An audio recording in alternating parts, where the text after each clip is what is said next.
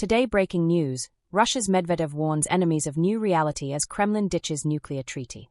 Former Russian leader Dmitry Medvedev has warned that the country's rivals now faced a new reality as the Kremlin formally announced it was no longer bound by a treaty limiting the use of short and medium-range nuclear missiles.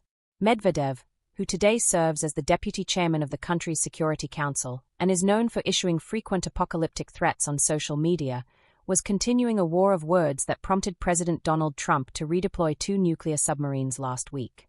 His latest warning came after the Russian Foreign Ministry announced it would no longer abide by the Intermediate Nuclear Forces Treaty, or INF, an agreement banning Washington and Moscow from deploying ground-based missiles with ranges between 500 to 5,500 kilometers, 311 to 3,418 miles. It also comes days before the expiration of Trump's deadline ultimatum for Russia to agree to a ceasefire or face additional tariffs. The INF was already obsolete, with the United States accusing Russia of violating the pact for decades and itself withdrawing from the agreement in 2019, and Russia has made little secret of its use of these missiles during its war with Ukraine. On Monday, the Russian Foreign Ministry said it was formally abandoning any efforts to maintain restraint in this area because the U.S. was moving to deploy similarly ranged weapons systems to Europe and Asia. Russia no longer considers itself bound by the corresponding previously adopted self-restrictions, it said. Medvedev said the withdrawal from the INF was the result of NATO countries' anti-Russian policy, a reference to Moscow's long-standing claim that the Western military alliance is aggressively encircling Russia. This is a new reality all our opponents will have to reckon with.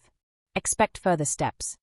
NBC News has contacted NATO for comment on his remarks. Last week, the former Russian leader became involved in a social media spat with Trump. While in Scotland, Trump reduced his initial 50-day deadline for Russia to cease fighting, instead giving it 10 to 12 days. Medvedev responded by saying that each new ultimatum is a threat and a step towards war between Russia and the U.S.